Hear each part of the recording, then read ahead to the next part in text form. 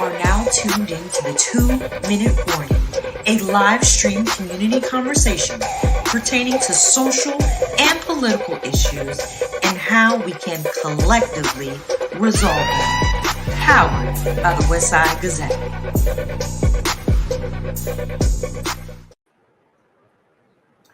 Hello and welcome to the 2-Minute Warning. I am your host, Perry Busby. The 2-Minute Warning is brought to you by the Westside Gazette newspaper, one of South Florida's oldest African-American owned newspaper, and a paper that is keeping its ears and pens to the streets of our community to tell our story. And joining me tonight are my co-hosts and my good brothers, the publisher of the Westside Gazette, Mr. Bobby Henry, and Mr. David Wright. Hey, my brothers, how are you doing tonight? Well, you know, Perry, it's Thursday, and that means it's Thundering Thursday with talented other 10. Terrific and getting better, I am. Great. Good to see you. Mm-hmm. Yes, and always fantastic and getting stronger every day. It's always a pleasure to be here. So thank you, Perry. Yeah, I'm still getting used to seeing you brothers together on the set, and now I'm sitting here remote, so hopefully we'll get a chance soon to maybe expand that set and get us all there soon, so hopefully we can work on that. But anyway, man, we're going to keep the show going because there's a lot going on. And so I'm looking forward to hearing what's going on in Broward and what's going on in the state of Florida and nationwide. So where we want to start tonight? How about you, Dave? What you got going on? Well, you know, it's Black History Month, and we're always talking about buying black. So I just want to start out with saying, what better time to buy black during Black History Month? And as we know, T-shirts, books, restaurants. No, it's intentional. We have to be intentional about seeking out our Black-owned businesses. But I do want to give a shout out to our dear sister, Sonia Henry Robinson, who's been doing the Black History T-shirts for almost over 20 years. So if you're not plugged in, please do continue to buy black. And as one of our young folks last week enlightened us on some businesses that are carving out sections in their major brands in their stores for African-American owned products. And one we found is a sister by the name of Robin Louis Allen, who's an illustrator and is doing T-shirts. But what's unique about what she's doing is she's using the cotton that's being manufacturing her shirts from a Black-owned farm in a place called Tanner, I think it's Tanner, Alabama. Tanner, Alabama. Yeah. Yeah, it's the Bridgeforth Farm. So how much blacker can you get? The cotton, the shirt you bought is black. I'm gonna leave it right there, guys. But that's cool though, man. I mean, the fact that we actually got some black farmers producing cotton, you know, and it's not under a slave master's whip either. So Yeah. And I think Bobby, you and I saw an article not too long ago about the issue of cotton and the immigration of now Southern African whites who are now picking cotton and putting black farmers out of work. So hats off to my sister who is supporting the small black farms, because the government again now is using cotton to will its way and further, decimate our community. I mean, this story that I think the New York Times posted, white South Africans are getting H-1B visas with no farming experience. You have black farmers who are teaching these new field hands how to till the land, and in turn are being put out of work. So, man, this is There's nothing new under the sun. Yeah. No, especially when it comes to cotton. Lately, we've heard about a whole lot of shootings. You got Michigan State and some other places around this country, but nobody is talking about the shooting that took place. Uh, where was it? Westinghouse Academy. It was in the Pittsburgh Public School. There were 4 students shot, and this was on February the 14th. Fortunately, there was no life-threatening injuries, but the fact that these shootings seem to occur as rapidly as the sunrise, and I wonder if we are becoming numb by this, or are we overlooking exactly what is taking place? When we look at the gun violence, it goes beyond the neighborhoods. It goes into the gun manufacturing, the monies that it takes to manufacture those guns, and the monies that it takes to keep those companies in what the NRA open and operating. So this whole killing, excuse me, if you will, goes from the manufacturer's hands to the neighborhood where we are trying to survive the most. And unfortunately, the victims are becoming younger and younger and younger.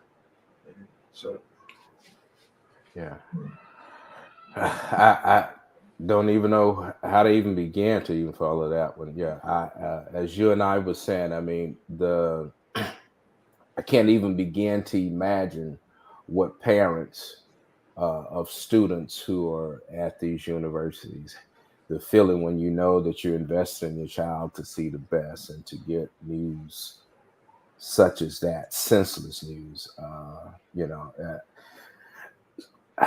There's something about a culture that doesn't tear at the heart of the people. well, what's going on in Tallahassee, Perry? Oh, You, well, yesterday we had a march and rally that I must say was very well attended. Um, the reports are that there were 1,000, at least 1,000, and I believe there were, and it was a cross section. I met people who had come from Fort Myers and Melbourne, a couple who had come from Atlanta, a white couple who had come from Savannah, and even saw a white guy who came out and he was wheelchair bound, but he came out to march, and you can only imagine what that must be, because if you know where New Bethel Baptist Church is and the Capitol is, there are some hills. Yeah, some hills. yeah. Some hills. But I saw people rally together to help his wife, push him up the hill. Man, it was a great sight. And unfortunately, you don't get to see those kinds of stories, but those stories existed.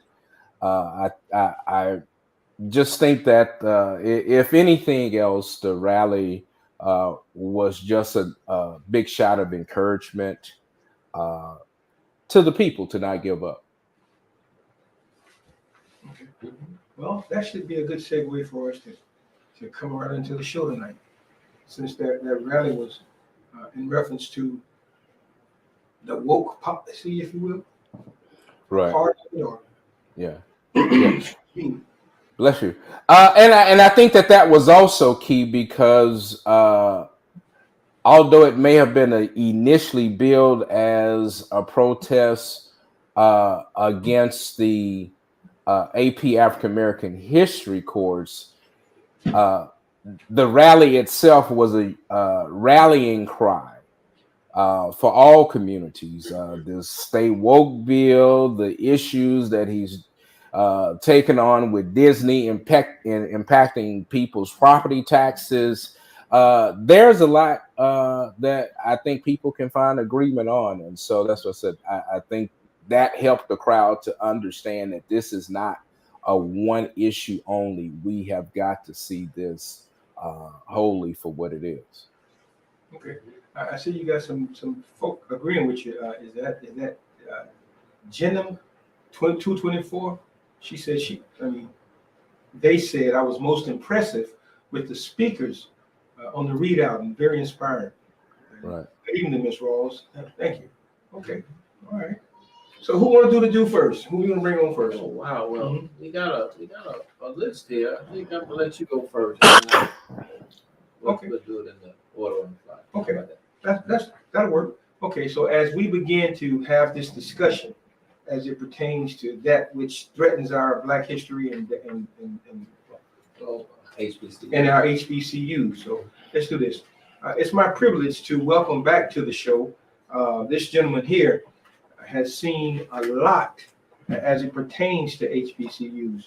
Dr. James is a leadership expert, and he is a graduate of the Black Harvard, as he calls it, Virginia Union University.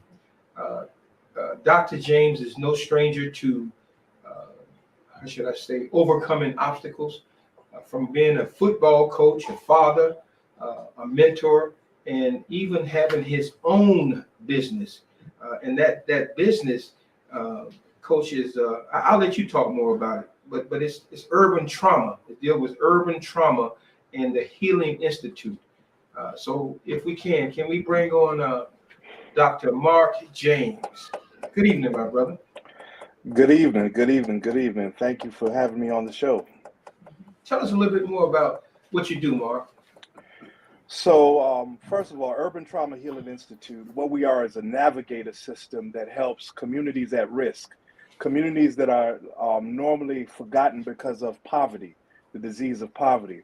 And what we do is we make sure in the three factors of health, education, and life opportunity that we give them some guidance to make sure that they have equitable standards just like everybody else. Okay, Yeah, that's important. Yeah.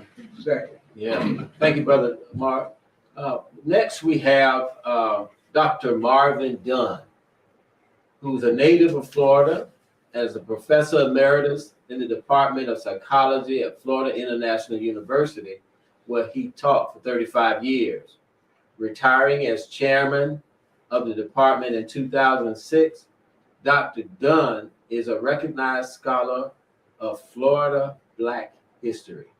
He has written 3 books on the subjects of, including the history of Florida through Black eyes, the Miami riots of 1980, Crossing the Bounds, and Black Miami in the 20th century. You know, guys, I can go on and on and on. I have so much respect for Dr. Dunn, but it's now time to just bring him on and let him share a little more about a lot of his accomplishments and achievements. Good evening, Dr. Dunn. Good evening. Can you hear me okay? Yes, sir. Yes, we can. Yeah. I hope I didn't butcher that too much. Anything you want to add? No, that's quite enough. Thank you. Okay, great. Well, go ahead and tell us just a little more about yourself. Well, I was born in Volusia County, Florida in 1940.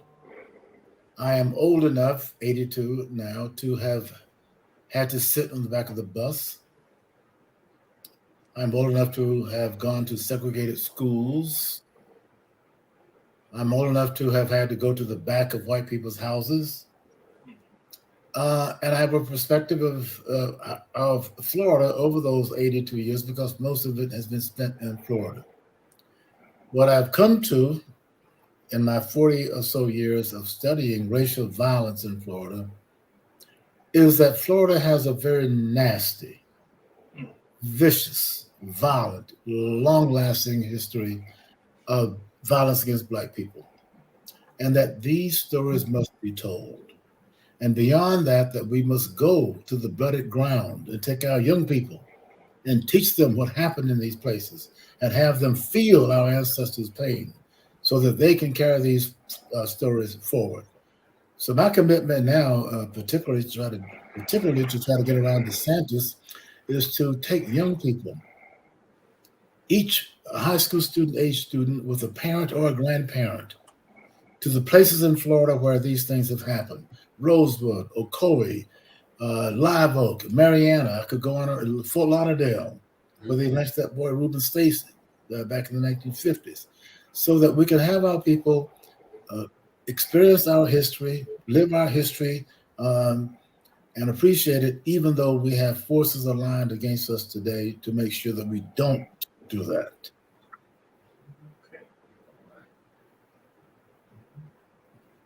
Didn't mean to leave y'all speechless, but yeah, yes, the question.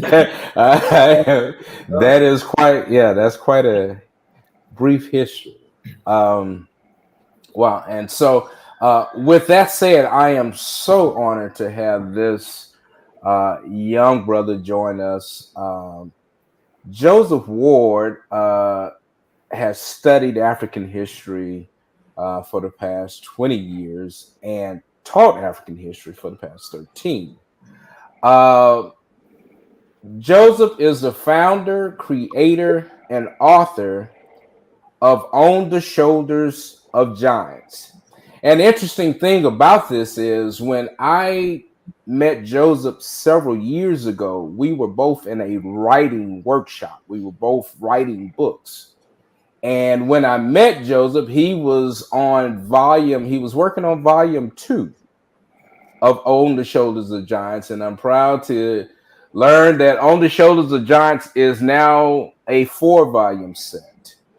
And so Joseph says his mission is to help his people learn, understand, and use knowledge of self to better our lives. And so I'm welcome to add this brother to this distinguished panel, Mr. Joseph Ward. Oh, thank you for having me. Thank you, gentlemen. I'm a young historian who's standing on the shoulders of gentlemen like Dr. Dunn and Dr. James, and it's been a journey. I got started because I met a group of it still gets me mad now, but I met a group of young girls who literally didn't know who Harriet Tubman was, and I thought that was just unacceptable. And so I created this platform for myself and for others, but to be able to make sure that those who come after me have access to our history, to our information. I'm part of a generation who a lot of the information that we've learned, we had to go out and, seek it ourselves. I know we talk a lot about learning history in the schools and other institutions, but the most of the information that I know, I had to go out and seek it on my own and be able to do my research and find this information.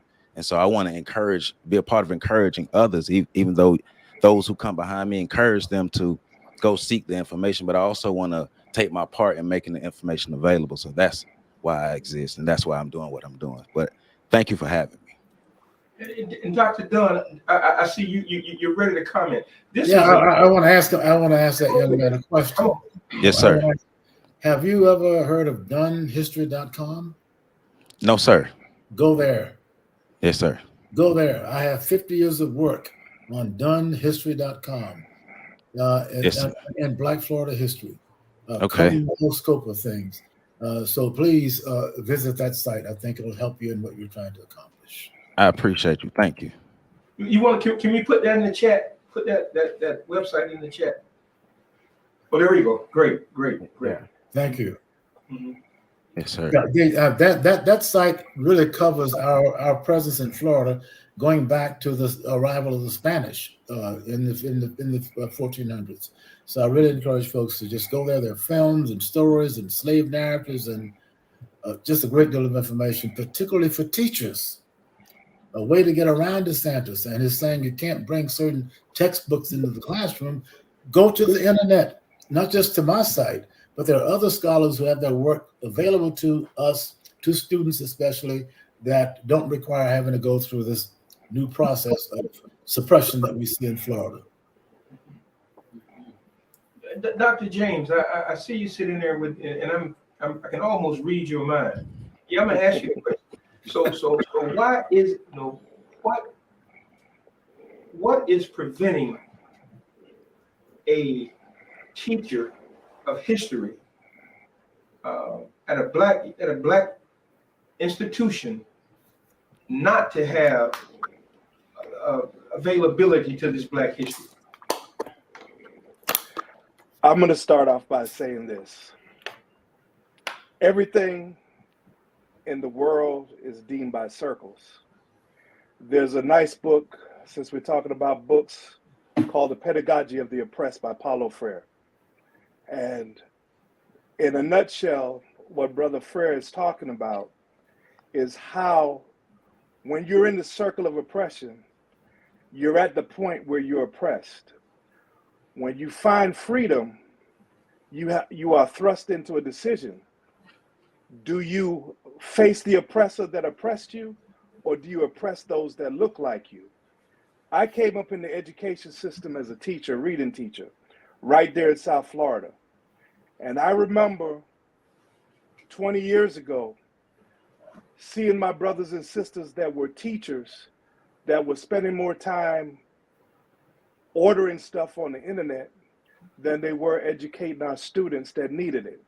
And I remember getting into a conversation with somebody, and we were talking about the state of education. And I remember saying, we are responsible. No matter what laws are created, laws in a capitalistic state will never benefit the oppressor. And many times as the oppressed people, we look for the oppressor to free us. And when we look for the oppressor to free us, we're always going to fall short. So in short, what I'm trying to say is that it is up to us to go back to a village mentality, a village concept. There's a brother on here, the great doctor, 80-something years old. When we speak about sitting at the feet of our elders, we have two generations that's lost the desire to understand what our elders are. So there's many times where you're having all this wisdom that is going to the grave without being able to share it to the next generation. That's why I call Generation Z the invisible generation, because they're a generation that has tried to seep into the transparent world of not really looking back before they go forward. So again, we are responsible for educating our own, whether that's in our home or whether it's on the schools. If many of us that educate our students look like us, what is our excuse? As you know, Brother Henry, I've always gone above and beyond and outside the norms of what the rules said to do when it came to education, because we got to educate each other by any means necessary. And if the threat of losing your job is why you stop educating, then you're in the wrong field anyway. That's it. May I point out something about educators and activism in fighting discrimination in the history of Dade County, in the history of Florida? The least reliable class of folks who could be counted upon during the civil rights movement were school teachers. They were scared to death of losing their jobs. They were actually the epitome of the black upper class. And they did nothing. The people who moved the civil rights movement forward in Florida were the janitors, the bus drivers, the street cleaners, who gave their $5 or $10 to the NAACP to make the movement. I just want to make a point that even those of us who have made it, so to speak, going back to those years when to speak up and to be visible was dangerous, educators were the least visible arm of the civil rights movement, I'm sad to say. Well, and I remember reading a book by Carter G. Woodson, The Miseducation of a Negro. And Dr. Dunn, when you mentioned that fact that the educators were the least profession shown in the not necessarily not the entire struggle, but those that were out front. Yes. For fear of losing their jobs. And were these educators, the ones that you're speaking of, were they educated at HBCUs or were they PWIs? They were at black colleges and universities.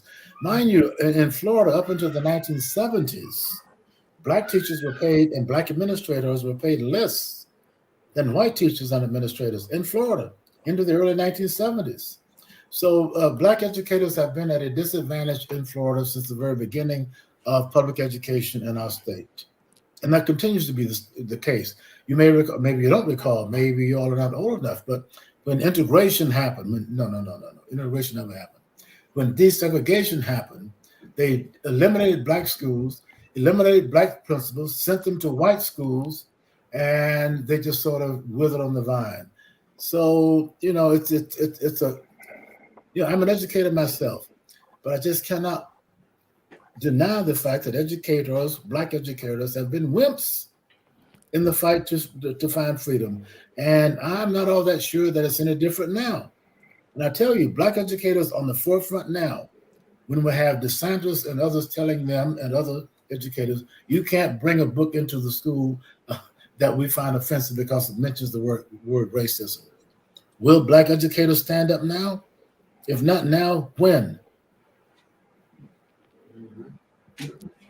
Okay, brother Moore, you're the younger of the group. Oh, hold on. What is Jen Am saying? Jen Am is saying, while our history is powerful and strong, I believe we have our history and we would study it. However, right now we have to deal with it in front of us, and enough current history to deal with. Well, that's a topic for another discussion. Yeah. I think that's. We want to hear from Brother Ward right now. Yeah.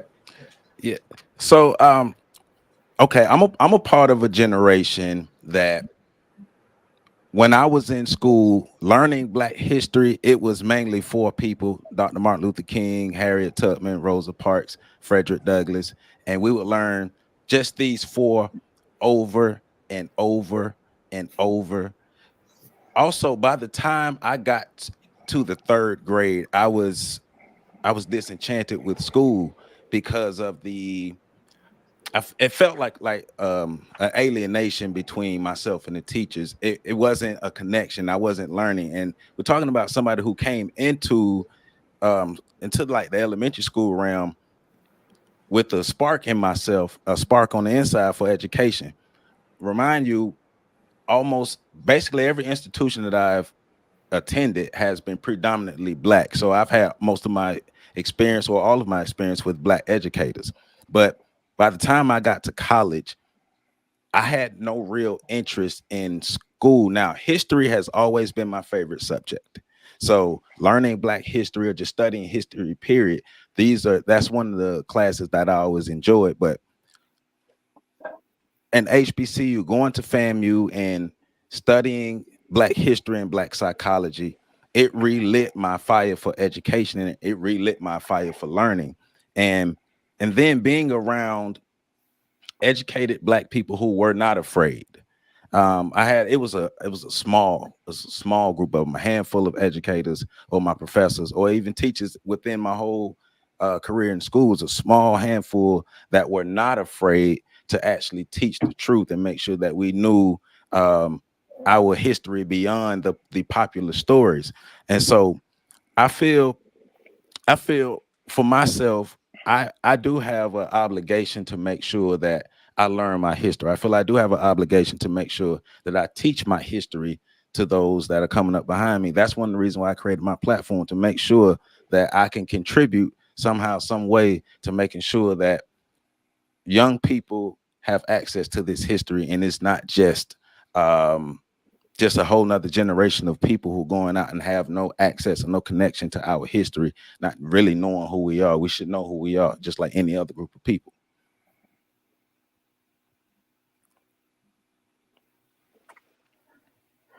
But Joseph, you mentioned something that is a railing indictment, and Dr. Dunn has said it as well. To what degree has the deprofessionalization of teaching taken a part in this? I mean, because to some extent, you have a body of people that don't see teachers as professionals. That's correct. And maybe some teachers come in thinking, well, if I didn't get this, well, let me at least do teaching, because I've heard that I couldn't get a job here, so let me go teach. There's a feeling, and polls have shown this to be true. There is a feeling among Republicans in general that education is not necessarily the path forward. Democrats feel quite differently about that. Democrats, of course, most Black folks are Democrats, feel that education is the path forward. So it is no surprise that in our present moment that Governor DeSantis takes the view that anybody can teach. Teaching is not a profession. Hire former veterans to teach. Hire retired police officers to teach. There's a sense that education is an unnecessary expense on the society. So while we would not expect that the current administration would be defunding those aspects of education that for many decades have made education very, very strong in the attempt to bring equity to blacks and whites in our society. But we know from the onset that there was that group that didn't want us to be educated, if you will, to know, and so that in itself should let us know when DeSantis begins this attack. It's more to it than just from that classroom perspective. You know, I mean, he is attacking the step up, the way you can supposedly move up. You know, and there are black folks who are helping him. Yeah. I said there are black folks who are helping him. Mm-hmm. There are black pastors, ministers, who are helping DeSantis with this argument about queer theory. DeSantis he thinks he has something there. That the woke mob is using queer theory to indoctrinate children to become queer. It is so despicable. That is not the case. As a matter of fact, I've said, if I had designed the AP course in African American history, I would have put that in. I may not have called it queer theory, but I would have put it in. And so what I see happening now is black folks shying away. Well, maybe DeSantis has a point about the whole sex thing. Listen, a person who is gay, queer, gender challenged, or whatever the term might be, in the black community is in more risk than he or she is in the white community. Black folks tend to be very anti-gay, and you are at considerable risk if you're a black person and gay in the black community. And that is, and I'll tell you where that comes from. Much of that comes from our religious orientation. We're Baptist, we're Methodist, we're Pentecostal, very conservative religious upbringing, which is why so many black pastors say, oh yeah, we should be having that in the schools. But that's not what it's about. A lot of our anti-gay feelings comes from Africa. A lot of us brought that stuff across the water. In Africa, you can be beaten to death for being gay and nothing happens. Should not the best minds in our country, young people coming along, understand this discrimination and help us to find ways within our own black community to be more accepting and respectful of folks who are different? But that's not what's happened with that argument. The Republicans are using it to convince the broader public that queer theory is being used to indoctrinate children to be gay. Dr. James, I see you have what's your thought? So I'll go back to the first question that you posed when you said about education, and let's just be honest. There's many times there's non-qualified people teaching your students, teaching your kids. You know, let's be very honest. Anybody pretty much off the street with a general degree can get a 3-year temporary certificate to work in a school as a teacher, as long as they could pass the background check. There's nothing to do with qualification. There's nothing to do whether they know read and math. There's nothing to do with that.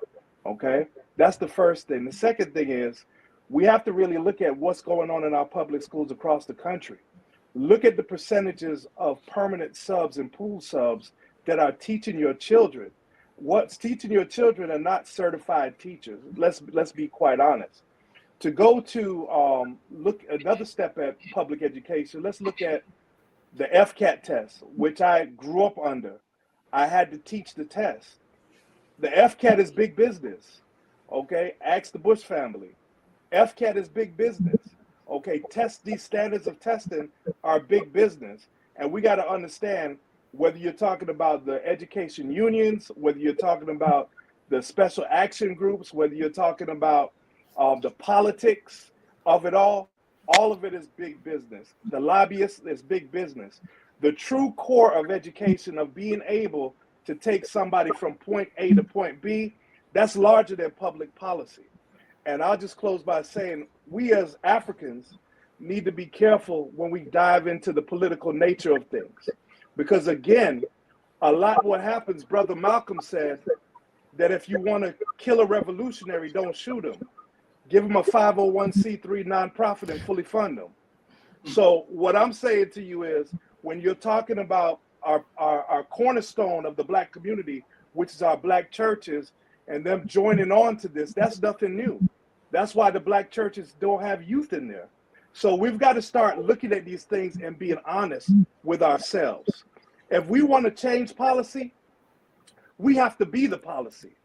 There's no way Governor DeSantis could ever get to the thought system that he is about what we need unless we created the gap of not showing what we're going to take.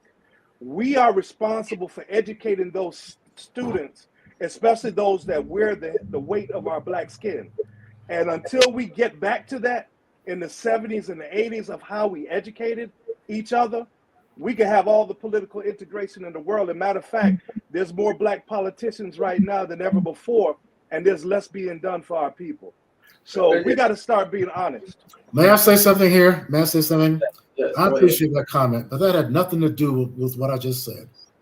That had nothing to do with the central issue I just brought on the table. I understand that. I rather address what I said about how DeSantis and others are using this issue to damage us and using Black preachers to damage us. Could we please speak to queer theory, or will we on this program dodge that subject too? No, I mean, no, we're not dodging. I can respond to that. I understand that speech. I got that all. But I'm saying to you, we're being hurt by these people using this against us. We as Black people need to confront the whole queer theory thing, or DeSantis will bury us with it. And I brought this up on this show, hoping there'd be some discussion about it.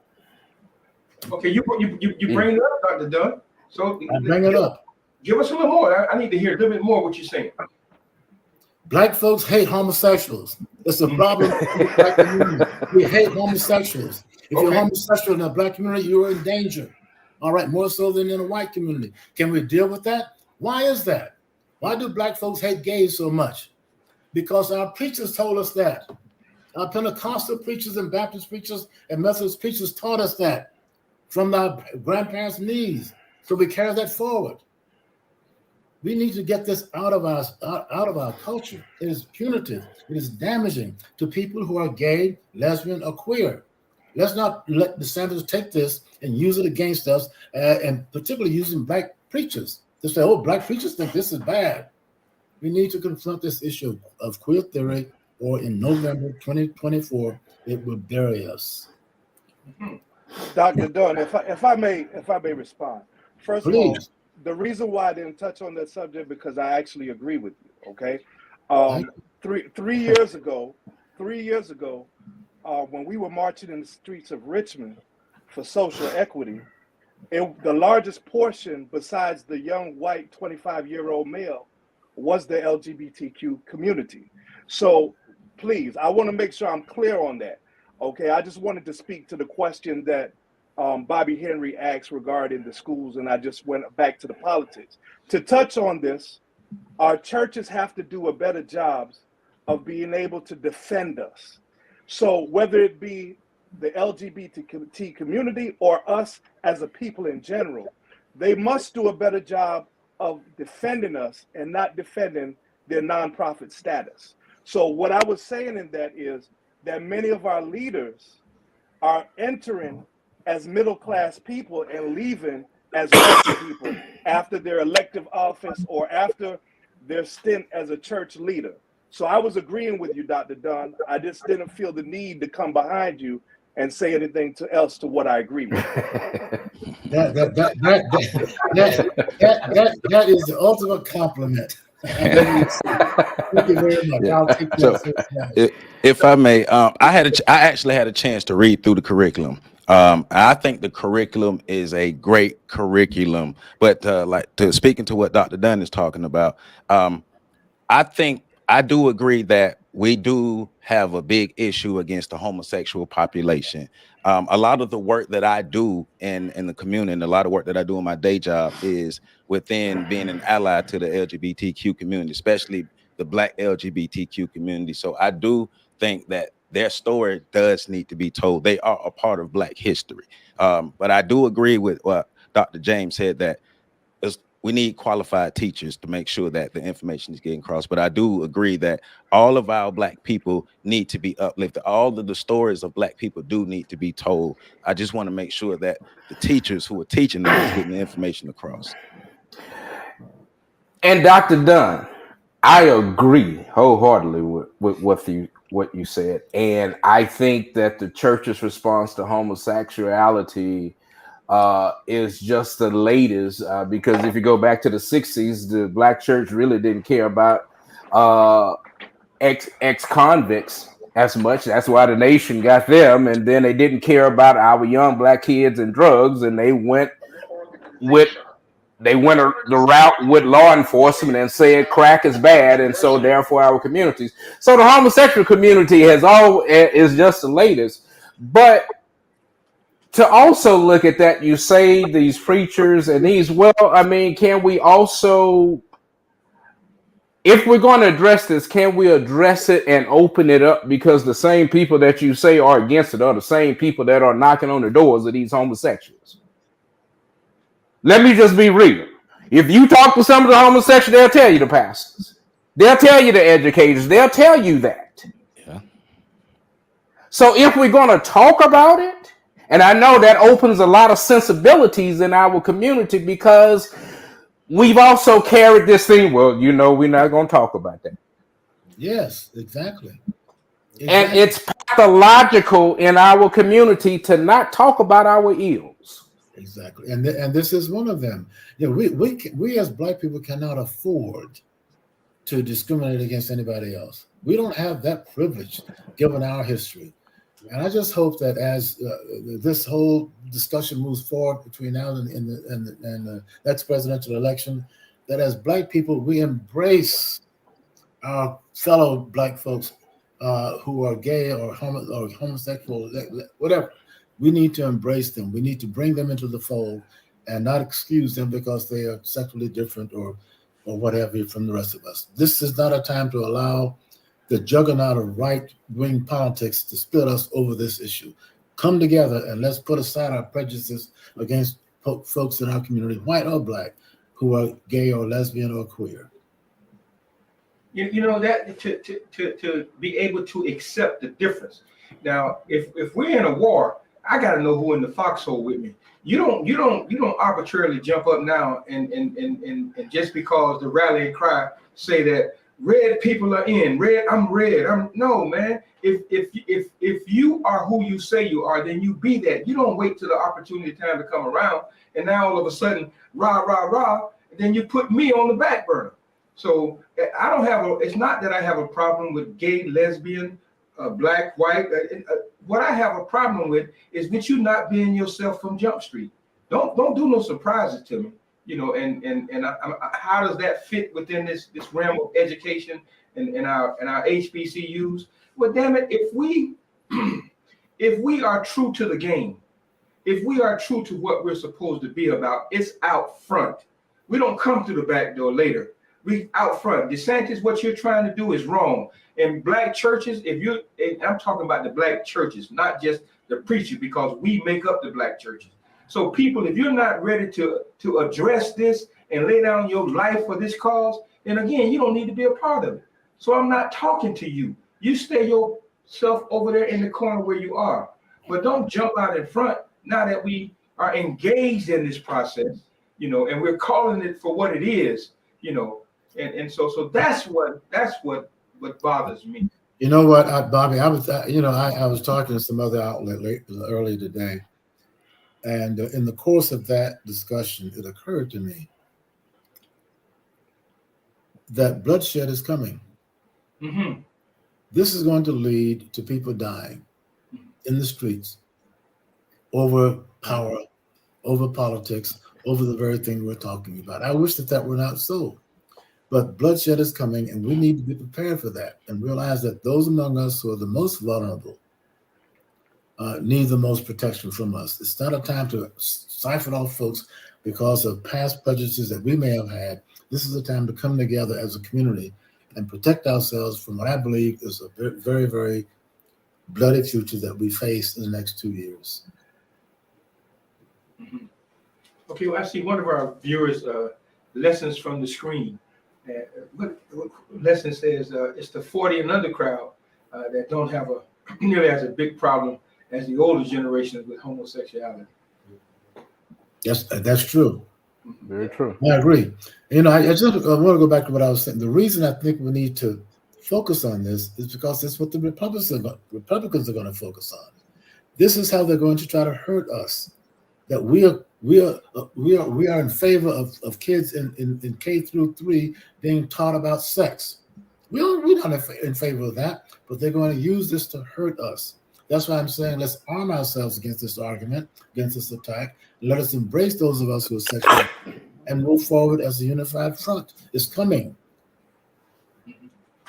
You know, that point is well taken, Dr. Dunn. And I'd just like to add to, now that we're talking about educating and how do we continue to educate ourselves by creating new schools, or, I mean, we're still standing on the shoulders of our ancestors that created historical Black colleges and universities. But going forward now, how are we preparing ourselves to teach in this modern day age with the love that it takes for everybody, accepting everybody, as Dr. King kind of preached to? What are your suggestions there?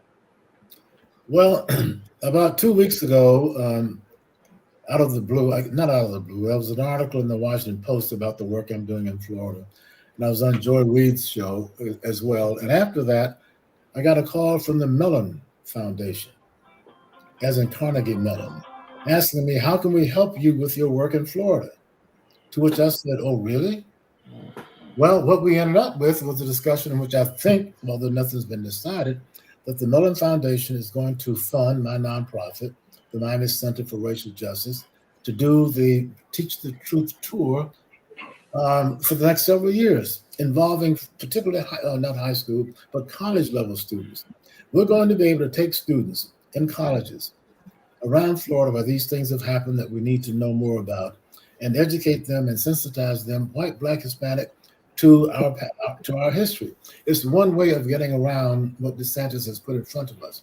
What I'm saying to you is that there are major corporate interests, foundation interests that are coming forward in this moment to say, how can we help fight what's happening to American education, and particularly how can we help the branches? So I'm encouraged by that. We may see this happening in the next several months, if not sooner. Brother Ward, any suggestions there as well? So, well, Dr. Dunn, one of the things he mentioned earlier is having brave professors, having brave teachers, brave professors. But I also think that we should support that with organizations or people like myself, educators within our community who are continuing to provide this information, continuing to support the teachers, continuing to make sure that outside the schools we have our lanes to be able to teach and learn our history, so that if anything more is happening within the schools, we still have these other means of education that we can turn toward to be able to support the teachers. Because if we want to make sure that we educate ourselves, we want to make sure that we have our information available, then I do think we need the brave professors, but I also think it needs to be supported with our home schools or freedom schools, our communal educational spaces. Where are our think tanks? Where are those think tanks that invite young folk to come in so we can begin to, I don't want to say groom them, but to prepare and develop, what they already have? Where are those? How are you with think tanks? I don't see that happening, frankly. Because there's no money in it. There's no future in it. This is not a moment in our history where people value that kind of involvement in research. This may change because of the current issues that we're facing, but it's a very good question. Where are the think tanks that helped us figure out back in the 60s and 70s what to do? They've disappeared. Dr. James. Yes, sir. Okay, it's HBCUs. I know we have a lot of debate on HBCU campuses. We have a lot of different thoughts, and let's go back and I know this happened and it's a done deal. But the situation that occurred at Bethune-Cookman University and Brother Reed, how could that happen? Do you see it continue to happen? Well, I have a book coming out next month, which is called 50 Years of Silence, that deals with the inequity in sports. And in one of the chapters, it speaks about liabilities and commodities. So what has happened in Black collegiate sports is that our Black colleges have made the conscious decision to go after our Black people that have either been educated or indoctrinated into into PWI, predominantly white institution athletics. You know, that whole vision of the bigger is the better. The problem, what happens with that is a biblical principle of every fruit or every seed reproduces after its own kind, is that the very thing that HBCUs produce in the athletic realm and in the administrative realm, what we're finding out by the latest hiring trends in the last 4 to 5 years is that we're not hiring our own. So to the Bethune-Cookman situation, here goes Bethune-Cookman, where Bethune-Cookman 10 years ago reeled off 1, 2, 3 Black national championships. And pretty much the same staff has been in place except the head coach, and even the head coach was a part of that staff. And they went out there and they hired Ed Reed. So now when you do your research, you know that between Ed Reed and Deion Sanders, they're both commodities. But in the gist of the world, Deion Sanders is more of the cameraman, and Ed Reed would have been more of the coach. I cannot fault Ed Reed, because as a commodity, you don't understand the community of HBCUs. You don't understand that we defend even the things that need to be fixed and changed. While we're trying to fix and change it, we defend that. So what happened when he came out and used one of the largest mediums, which is social media, when he used that medium, it caused a national rift. And it really made Bethune-Cookman and HBCUs in general look bad. But again, my stand is, and I'm staying solid on it, it goes back to commodities and liabilities. When our HBCUs consider us the fruit of the labor of HBCUs, when they consider us liabilities and brothers and sisters that have been educated in PWI institutions as commodities, that's where we get this problem. Mm-hmm. That's well said. I never heard it really put that way. So Brother James, as we talked also about Deion, and we'll just touch on that briefly, the impact that he made when he was at in Mississippi. Do you see someone of his caliber coming into that type of realm, or should we stay, I guess, with what we call the not the commodity, but the other one? Liability. Yeah. So if you examine the answer like Dr. Dunn gave when he was asked about think tanks, I would kind of say the same thing is when you're looking at who follows behind Deion Sanders. Those that follow football know there's only one Deion Sanders. There's probably only one other person that has the charisma to pull off what he did, and that would probably be Ray Lewis, that played the Hall of Famer Ray Lewis, with that level of charisma. But again, what Deion Sanders did was he took a chance, and he made an even exchange. He exchanged his character, his charisma, his celebrity to Jackson State for an opportunity. Remember, 2 years before at Florida State, he couldn't even get an interview for a job. So again, commodity versus liability. Once he realized he couldn't even get an interview at Florida State, where to me he put the F in Florida State, right? He knew they sent him. They said, "You got to go become a head coach." The only place that he could do it that would accept him, as we always do at HBCUs, is at a HBCU, and we did that. He came, he was successful, and he parlayed it to Colorado. But again, we got to talk about the systems that are in place. The system and the mentality of not accepting our own, those that have come up through the ranks that have endured those long lines at HBCUs, but only to love them at homecoming. Many people don't understand that level of love. Okay, it's almost like a love, the same love that you have when you fall in love with your God, your faith. That's the same love that we have toward our HBCUs. So again, I would just say, and I know this is not what the call is about, it's about liabilities, and it's about liabilities and commodities. And that's what the Bethune-Cookman situation, as ugly as it ended up, that's what it was about. Dr. Dunn? I'm not aware of that situation, so I can't comment on it. On that, I'm sorry. Okay. So the infiltration, is that am I saying it correctly? When we allow the commodity versus the liability to invade in our educational arena, in our HBCUs, are we opening up the Trojan horse? I mean, it looks all good. I mean, it looks good, but are we inviting the Trojan horse to come in?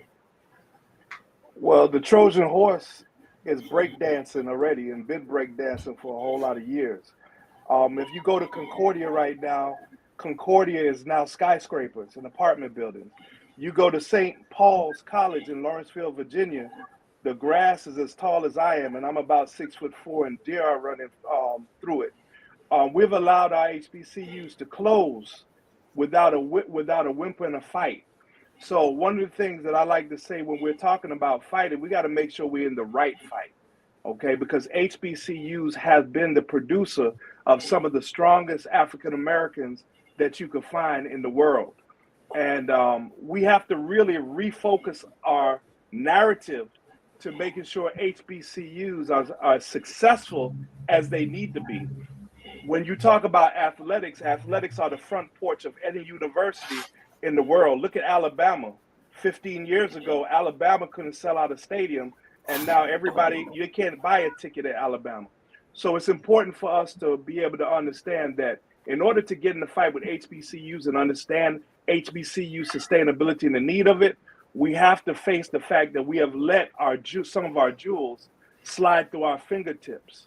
And that is something that will always be a problem in our African American history. And that point well said, Dr. James, because all of my kids are products of HBCUs. And even though I tried my best to do as much as we could in Black history, it was in HBCUs where they learned even the more about their history.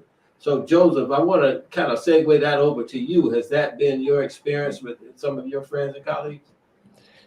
I've seen the lives of Black people who didn't think they have a future be transformed. I'm one of them. Going to FAMU, attending FAMU, being a part of that psychology program, I got a chance to see intelligent Black people up close and personal. I got a chance to talk to these Black people, learn from these Black people, having access to information and resources that I wouldn't have had access to otherwise. Seeing people be able to change the trajectory of their families. First generation college students. I know both, if I'm remembering correctly, both my mother and my father were the first to graduate from college in both their respective families. They met at FAMU. My brother and I, my oldest brother, we both graduated from FAMU. Most of the people that I went to high school with, who we all matriculated to college, we all went to HBCUs. HBCUs gave us a foundation to be able to build upon. But I know for me particularly, being able to not just be in an environment with high achieving Black people, but learning my history at this HBCU, learning more about Black history and learning how to use the history and seeing how Black history has impacted generations and generations upon people. I made it a yearly thing for me to go visit the Meeks Eton Black Archives. That's one of the things I have to do that once a year, go visit the Black Archives, but also being able to sit down and talk to professors who have a wealth of knowledge, and being able to open my eyes and stretch my mind and really, really see how important our education is. I remember being at it was an event at our public library, and it was a white guy who was asking about were HBCUs still relevant, and Dr. Larry Rivers, who's an esteemed professor here, he gave him a good tongue lashing, but he basically, explained to him how Black people, when we go to these HBCUs, how we actually get the information to excel and to exceed expectations and to, like I said, change our lives. So I think HBCUs are very relevant, and I think we need to make sure that we're doing everything we can to make sure that our HBCUs have the funding they need. We need to do everything we can to make sure our HBCUs are sustained so we can continue to turn out more and more Black people who are excellent and who can achieve.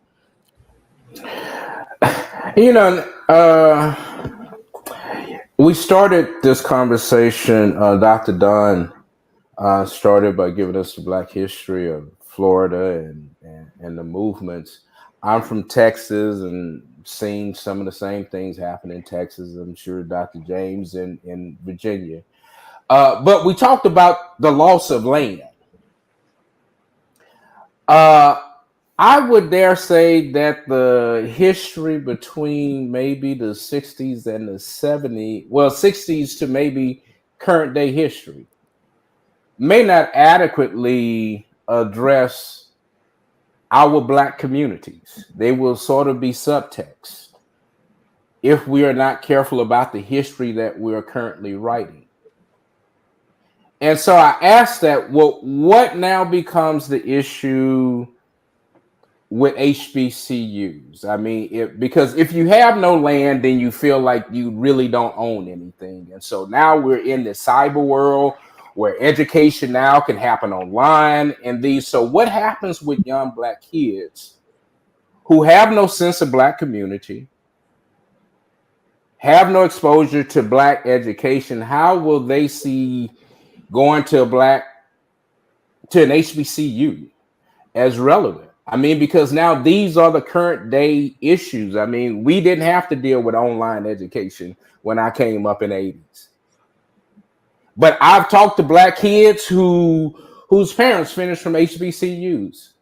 And I tell you, there are several students who will tell you when they wanted to go to HBCUs, their parents said, hell no. And they were HBCU alumni. Well, I think that may change. I think what DeSantis has done is to awaken a sleeping tiger, and that's the young Black people of America. He has messed around and got our children upset, something we've been trying to do for decades unsuccessfully.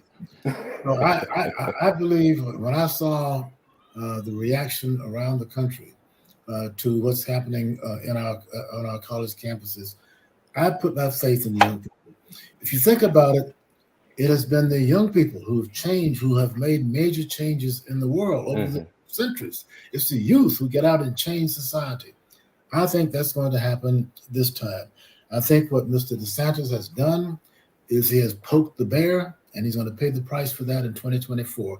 Our young people will get out and they will be active. They will vote. They will get others to vote. And if we don't win this race, this fight against DeSantis and those who would bury our history, if we don't win this fight, which I think is the most important fight we've been in since the Civil Rights Movement, then we should just pack up and go back to Africa, all of us.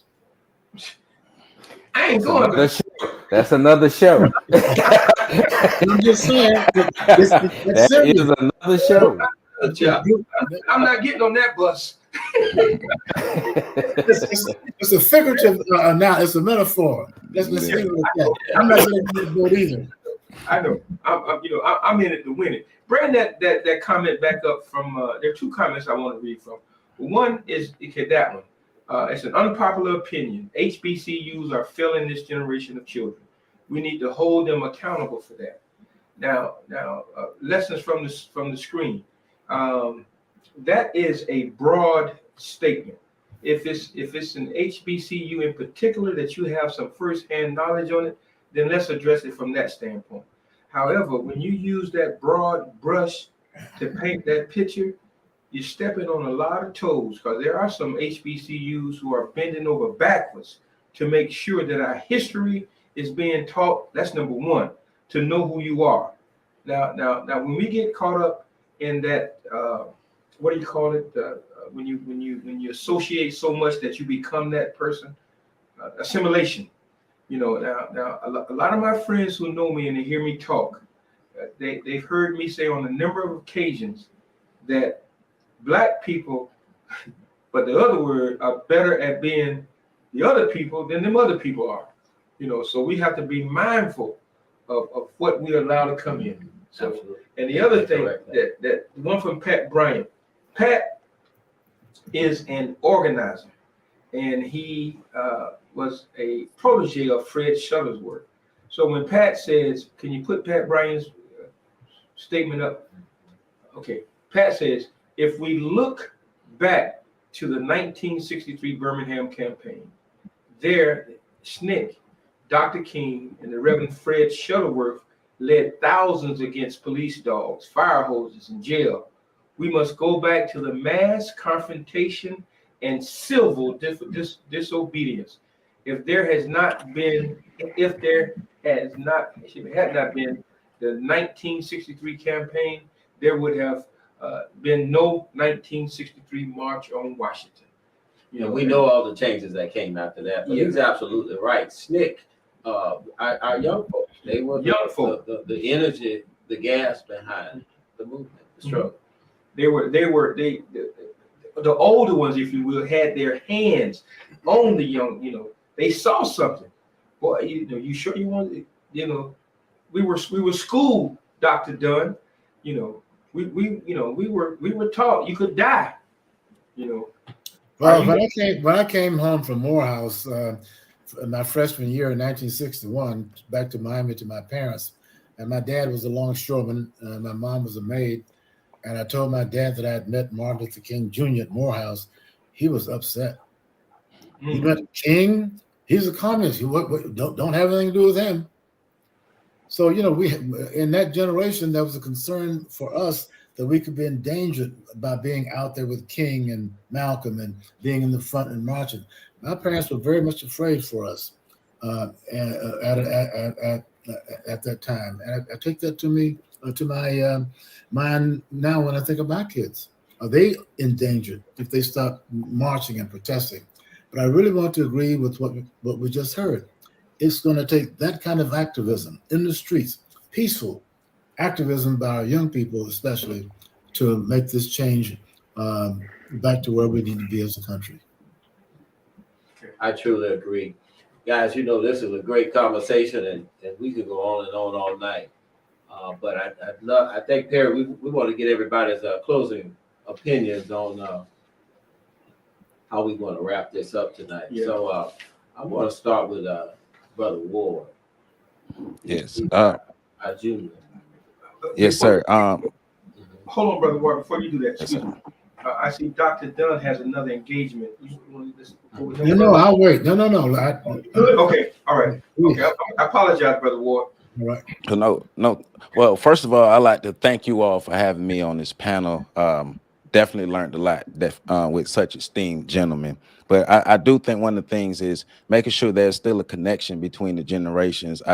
It seems like there's a disconnect, and I want to be a part of helping to bring the generations together, because there's a lot to be learned, and there's a lot I don't know. Looking forward, there's a lot I don't know. So with that, with the connection between the generations, I believe we can go a lot further, but also making sure we teach our history, making sure we take the onus on and leading our students to this history and making sure they know it, making sure they know how to research, make sure they know how to understand it and use our history and use our information.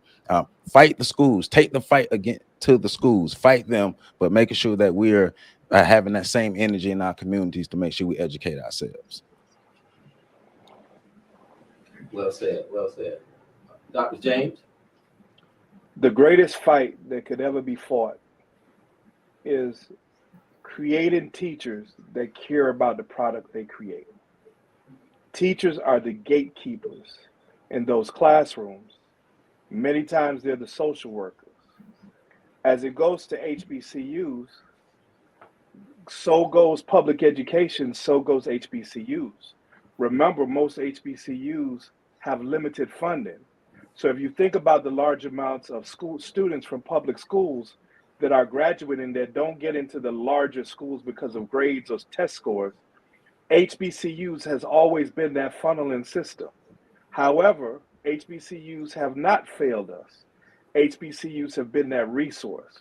What it is that we have to take a look at is we have to fund our HBCUs. Many people graduate from our HBCUs and never give back except coming to homecoming and participate in libations. If you look at the history of HBCUs, for instance, Virginia Union University started as a slave jail, Lumpkin's jail, to the university that it's in now. But one of the things I like to say on that is the lady that wrote the latest book, the history of it, is not a Black woman. We have to take responsibility for our own. Concordia, that is closed. Concordia was the meeting ground in Montgomery, Alabama, for many people in the civil rights movement. And one of my interviews with a brother from Montgomery, Alabama, he told me that when King came to town, that meant, just like Dr. Dunn said, a lot of the churches and people closed their doors on him. So they went into the schools and got people out of schools to protest.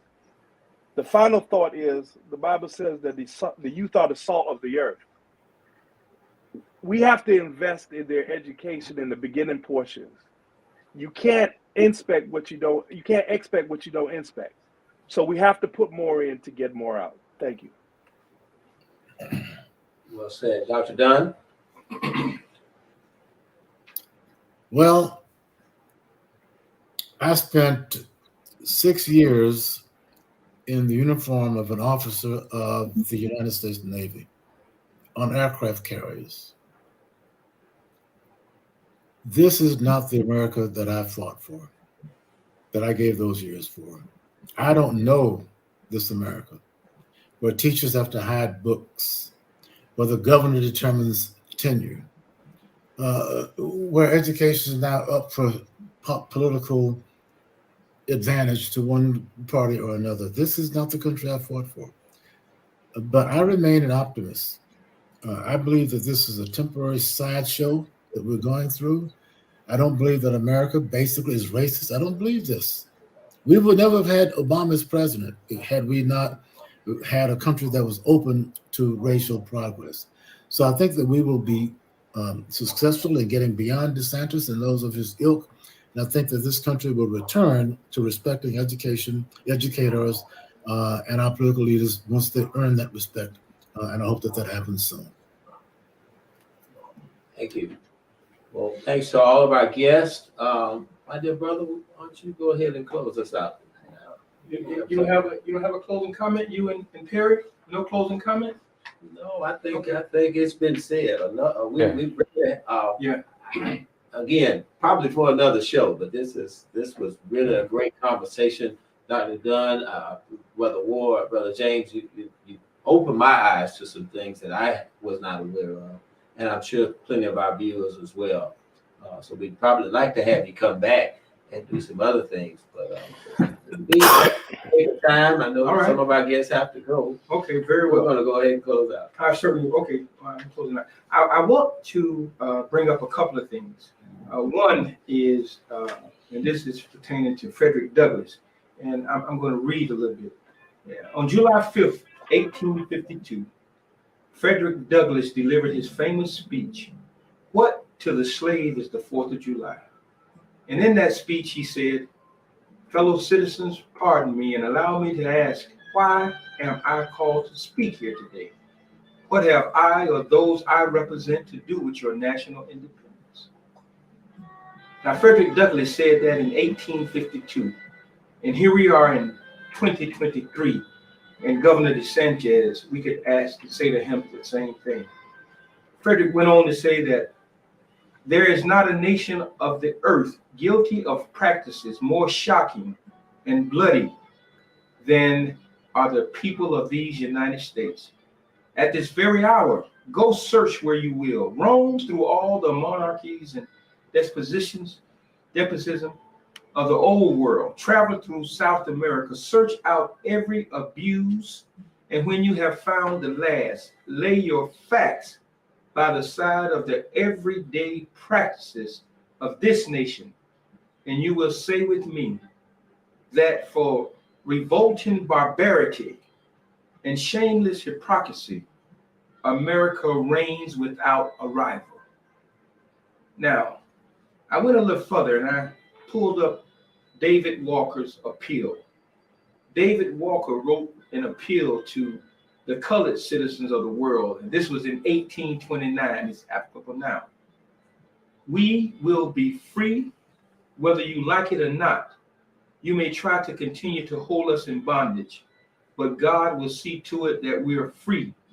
We can either do it peacefully or do it through violence. It's up to you. Finally, stop pushing to send us back to Africa. We are Americans." And the last point of preference that I want to read from is this. It's only a portion. And it says, "Lest our feet stray from the places, our God, where we met thee, lest our hearts, drunk with the wine of the world, we forget thee. Shadow beneath thy hand, may we forever stand, true to our God and true to our native land." Brothers and sisters, if we don't stand now for our history, our true history, we will fall for anything, be it DeSantis, be it whomever. It is up to us to rise up on the backs and the shoulders of those who came before us, not to bow down as craven cowards, but to live boldly as great Black men and women.